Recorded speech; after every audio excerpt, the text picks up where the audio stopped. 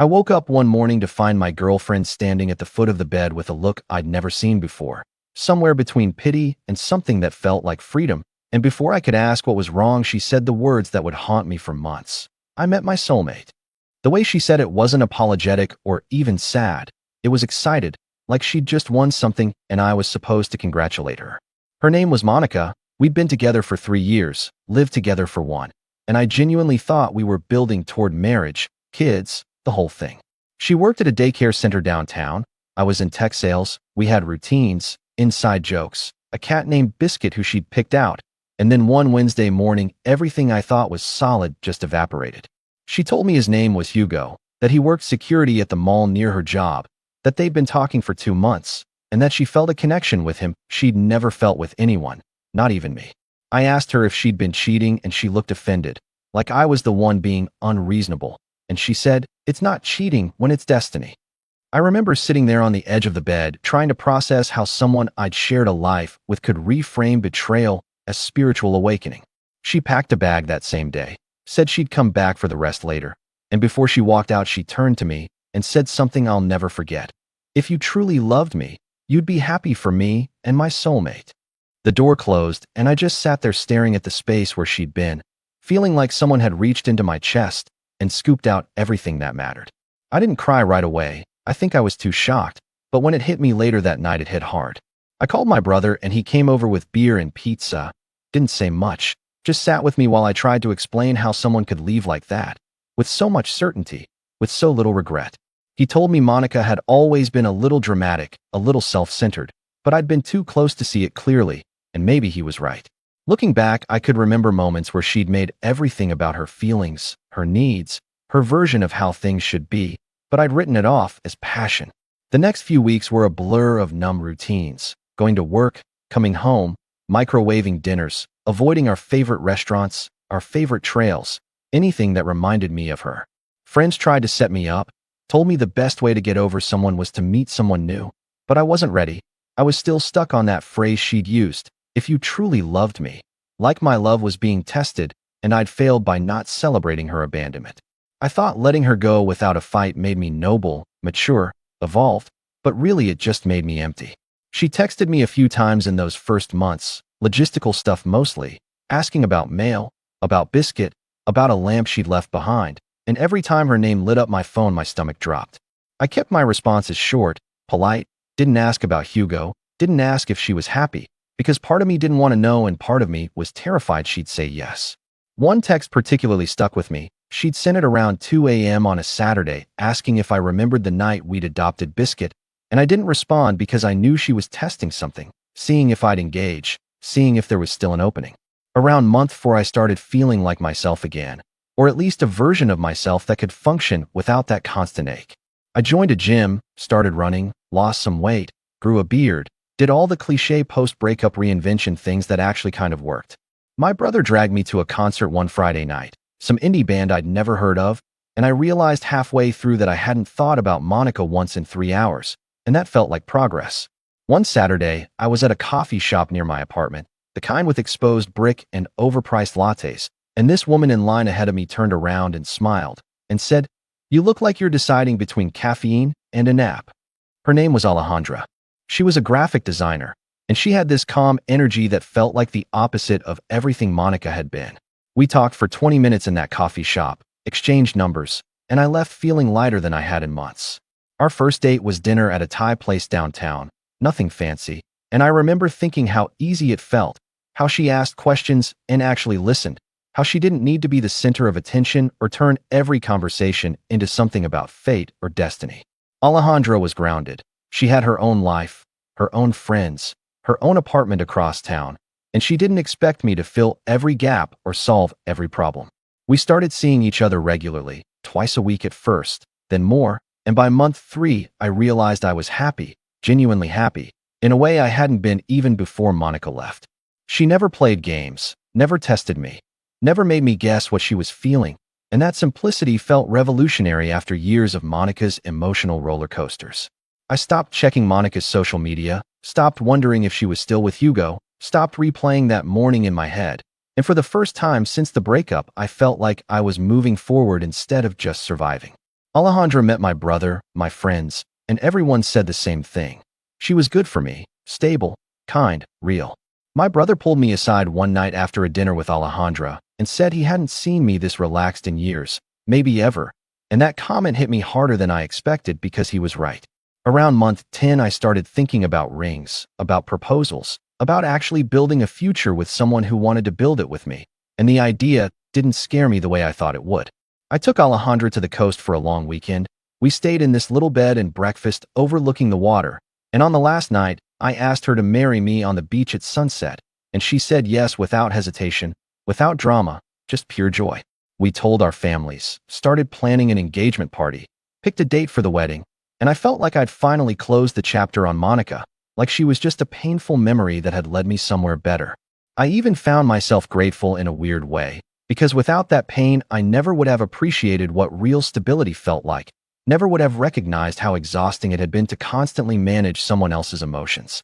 A year after Monica walked out, I was engaged to someone who actually valued me, who didn't see love as a competition or a cosmic test, and I thought that was the end of her role in my life. I was very wrong.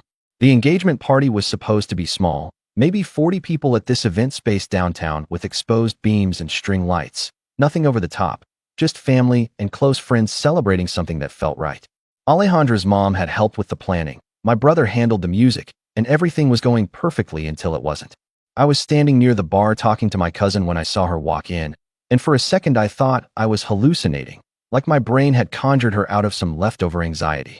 Monica was wearing a cream-colored dress, the kind you'd wear to a garden party or maybe someone else's wedding, and she had this expression on her face like she belonged there, like she'd been invited and was just fashionably late. My stomach dropped so hard I thought I might actually throw up right there next to the appetizer table. Alejandra was across the room talking to her sister and hadn't seen her yet, and I felt this immediate panic about what was going to happen, how this was going to play out, whether I should intercept Monica before she got deeper into the space. I started walking toward her, but she moved fast, weaving through clusters of guests like she knew exactly where she was going, and before I could reach her, she'd grabbed a glass of champagne off a tray and positioned herself near the small stage we'd set up for toasts. My brother saw her and looked at me with this what the hell expression, and I just shook my head because I didn't have words yet, didn't have a plan. Was still trying to process that she'd actually crashed my engagement party. She didn't approach me directly, didn't pull me aside for some private conversation. Instead, she just stood there sipping champagne and watching, and the worst part was how comfortable she looked, like she was observing something that involved her, something she had a stake in. A few guests recognized her. I could see the confused glances, the whispered questions, people trying to figure out why my ex-girlfriend was at my engagement party in a dress that screamed main character energy. My cousin walked over and quietly asked if I wanted him to handle it, meaning ask her to leave, but I told him to wait, hoping she'd just make an appearance and leave on her own. Alejandra finally noticed her. I saw the moment of recognition cross her face, and she walked over to me and quietly asked, "Is that Monica?" And I nodded, and she squeezed my hand and said we should just ignore her and let her leave on her own. But Monica wasn't planning to leave quietly. About 20 minutes into the party, my brother was supposed to give a toast. He'd gone up to the microphone and started talking about how happy he was for us. And then suddenly Monica was moving toward the stage. She didn't ask permission, didn't wait for an invitation, just walked up and took the microphone right out of my brother's hand while he stood there too stunned to stop her. The room went silent, that awful kind of silence where everyone knows something bad is happening, but nobody knows how to intervene yet. Monica smiled at the crowd like she was about to deliver good news and started talking about love, about second chances, about how sometimes we make mistakes that lead us back home. She said, "True love doesn't give up. And sometimes the universe tests us to see if we're strong enough to fight for what matters." And I realized with growing horror that she wasn't there to apologize or even to cause a scene for attention. She was there to reclaim me, to publicly announce that I was supposed to be hers. Alejandra's grip on my hand tightened, and I could feel her shaking, not with fear, but with anger, and I knew I had to do something before this got worse. I walked up to the stage and held out my hand for the microphone, and Monica hesitated, looked at me with this hopeful expression like maybe I was about to agree with her, about to validate whatever fantasy she'd constructed. I took the microphone and looked out at all these people who'd come to celebrate me and Alejandra, people who had no idea what Monica had put me through, and I felt this clarity I hadn't felt in years. I turned to Monica, and said loud enough for everyone to hear, "You once told me that when you love someone, you should be happy for them and their soulmate." She flinched like I'd slapped her, and I continued, "Alejandro is mine. Please be happy for me, and please leave my life." The room was completely silent. You could have heard a pin drop, and Monica's face went through about 5 different emotions in 3 seconds: confusion, anger, humiliation, rage. She started yelling, calling me selfish, calling me cruel, saying I'd never understood her, that I'd never fought for her, that I was making the biggest mistake of my life. I just stood there holding the microphone while she spiraled, and finally Alejandra's dad signaled to someone, and 2 security guards started making their way toward the stage. That's when I recognized one of them, the taller guy with the buzz cut and the radio clipped to his belt. It was Hugo. Apparently he'd started moonlighting at private events after his mall gig, and the irony was so thick I almost laughed. Monica saw him at the same moment I did, and something in her snapped completely. She lunged at him, actually lunged, and started hitting his chest and screaming, "You were supposed to be different, and you promised me forever." Hugo looked mortified, trying to grab her wrists while staying professional, and his partner jumped in to help restrain her. Monica was completely unhinged now, spitting, scratching, calling Hugo a failure, calling me a coward, calling Alejandra names I won't repeat. They managed to get her arms secured and started walking her toward the exit while she thrashed and screamed. And every single person at that party just watched in stunned silence. I saw Hugo's face as they passed me, saw the exhaustion there, the regret, and I understood that whatever Monica had promised him about destiny and soulmates had fallen apart just like it had with me. He caught my eye for just a second, and I saw something there that looked like an apology, like he finally understood what I'd been dealing with. The door closed behind them, and the room stayed quiet for another few seconds. Then my brother grabbed the microphone and said, "Well, that was unexpected. Let's get back to celebrating these two." And people laughed nervously, and conversation slowly started up again. Alejandro pulled me aside into a hallway and asked if I was okay, and I realized I was. I was actually okay, because for the first time since Monica left, I'd chosen peace over saving her, chosen my future over her chaos. She hugged me tight and whispered that she was proud of me, and I felt something break loose in my chest, some last piece of guilt I'd been carrying about not fighting harder when Monica left. We went back to the party and finished the night surrounded by people who actually loved us, who actually wanted us to be happy. And when we got home that night, I held Alejandra and felt grateful that I'd let Monica go, that I hadn't fought for something that was already destroying me. The next morning, I woke up to 17 missed calls from an unknown number and a voicemail from Monica crying about how I'd humiliated her, how I'd turned everyone against her, how I'd ruined her life, and I deleted it without listening to the whole thing. I thought the worst was over, thought that public humiliation would be enough to make her disappear for good, thought we could finally move on without her shadow hanging over us. I didn't know she was just getting started. I thought after the engagement party disaster Monica would finally disappear, that the humiliation of being dragged out by security would be enough to make her move on. But 2 weeks later, I got a call from a lawyer I didn't recognize asking if I knew anything about a lawsuit. Monica had filed against Hugo, against the security company he worked for, claiming excessive force, emotional distress, physical assault, the whole 9 yards. She was asking for $2 million and positioning herself as a victim who'd been brutalized by aggressive security guards at a private event. My first reaction was disbelief, then panic, because even though I wasn't named in the suit, I knew this could spiral into something that touched me and Alejandra, could drag our names through depositions and court documents and local news coverage. I called Alejandra immediately, and she could hear the stress in my voice, and she told me to breathe, told me we'd handle it together, told me Monica couldn't hurt us unless we let her. But I was scared, genuinely scared, because I'd seen what Monica could do when she felt wronged, how she could twist narratives and play victim and make people believe her version of events.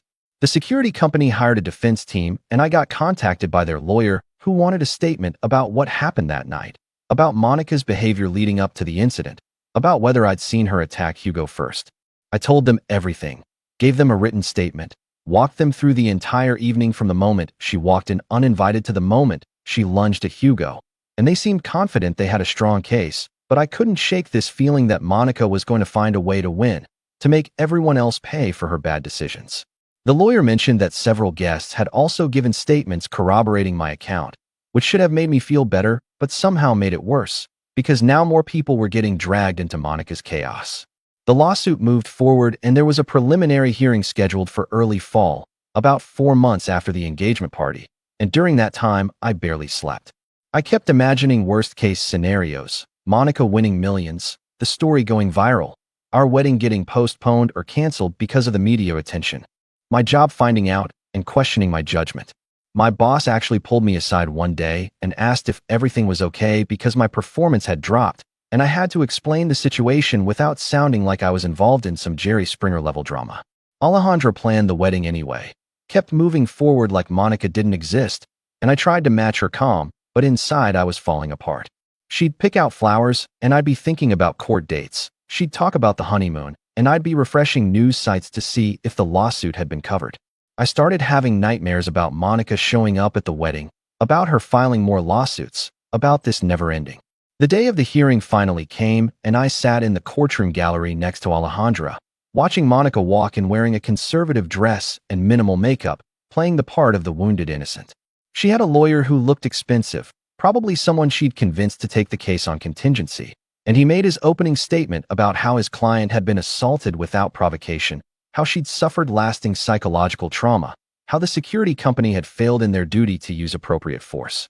Then the defense stood up and mentioned that body cam footage had been submitted as evidence, and I felt my heart rate spike because I hadn't known they had video. The lawyer asked to play it for the court, and suddenly everyone in that room could see exactly what happened, could see Monica lunging at Hugo, spitting in his face, scratching at his arms while he tried to back away and maintain professional distance. You could hear her screaming on the audio, calling him a failure, calling him worthless, and then see both guards trying to restrain her as gently as possible while she thrashed and kicked. The footage ran for maybe 3 minutes, but it felt longer, and when it ended, the judge looked at Monica's lawyer with this expression that said everything. Monica stood up before her lawyer could respond and started yelling that the video was edited, that it didn't show what happened before, that they were all protecting each other, and the judge told her to sit down and be quiet or he'd hold her in contempt. Her lawyer tried to salvage something, argued that even if she'd been aggressive, the guards had used excessive force, but the judge wasn't buying it. He dismissed the case entirely, said it was frivolous and a waste of the court's time, and then did something I didn't expect. He ordered Monica to pay the security company's legal fees and issued a formal reprimand that would stay on her record. Monica lost it right there in the courtroom, started screaming about injustice, about corruption, about how everyone was against her, and the bailiff had to escort her out while she yelled threats at Hugo, at the lawyers, at the judge. I sat there feeling this weird mix of relief and emptiness, like I'd been holding my breath for months and could finally exhale, but didn't know what to do with the air. The security company's lawyer told me afterward that they were considering filing a countersuit for defamation and abuse of process, and I said I'd cooperate however they needed. Monica's lawsuit didn't just get dismissed, it got recorded as a loss with penalties, which meant she now had legal fees she couldn't pay and a record that made her look unstable and litigious. About a month later, I heard through mutual acquaintances that she'd been fired from the daycare center. Apparently, the lawsuit and the public breakdown had made parents uncomfortable, and the administration decided she was a liability. One parent had apparently seen the engagement party meltdown video that someone had posted online, and that was enough to raise concerns about her judgment around children. Then I heard she'd moved back in with her parents across town, that Hugo had blocked her on everything and gotten a restraining order after she'd shown up at his apartment multiple times, that she was working as a cleaning person for an office building downtown. Part of me wanted to feel vindictive, wanted to celebrate her downfall, but mostly I just felt tired, relieved that the chaos was finally over. Alejandra and I got married that December in a small ceremony with tight security and a private guest list. No drama, no surprises, just two people promising to build something stable together. The venue had strict instructions about Monica with her photo provided to security, and I hated that we had to take those precautions, but it was necessary. We bought a house in the suburbs, adopted a dog, started talking about kids, and I realized I'd completely stopped thinking about Monica, except as a cautionary tale I might tell someday. Last I heard, she was still working that cleaning job, still living with her parents, still posting cryptic things on social media about betrayal and karma. A buddy sent me a screenshot once of her posting something about fighting for love, and I didn't even feel angry, just sad that she'd burned down her entire life chasing some fantasy about destiny and soulmates. Alejandra got pregnant in early 2024, and we had a daughter this past January. And holding her in the hospital, I thought about how different my life would have been if Monica hadn't left, if I'd stayed in that relationship and eventually married her. I would have been miserable, constantly managing her moods, constantly wondering when the next crisis would hit, constantly walking on eggshells around someone who saw everything as a test of loyalty. She said she just wanted to fight for love, wanted to follow her heart, wanted to be happy, but love doesn't look like destruction. Real love looks like Alejandra falling asleep on the couch while feeding our daughter at 3 a.m. Looks like building something quiet and lasting. Looks like choosing someone every day without drama or cosmic signs. Monica taught me what I didn't want, and for that I guess I should be grateful. But I'll never understand how someone can confuse chaos with passion, can mistake obsession for destiny, can destroy everything around them and call it love. What do you think about this story? Let me know in the comments, drop a like, and don't forget to subscribe for more real-life stories.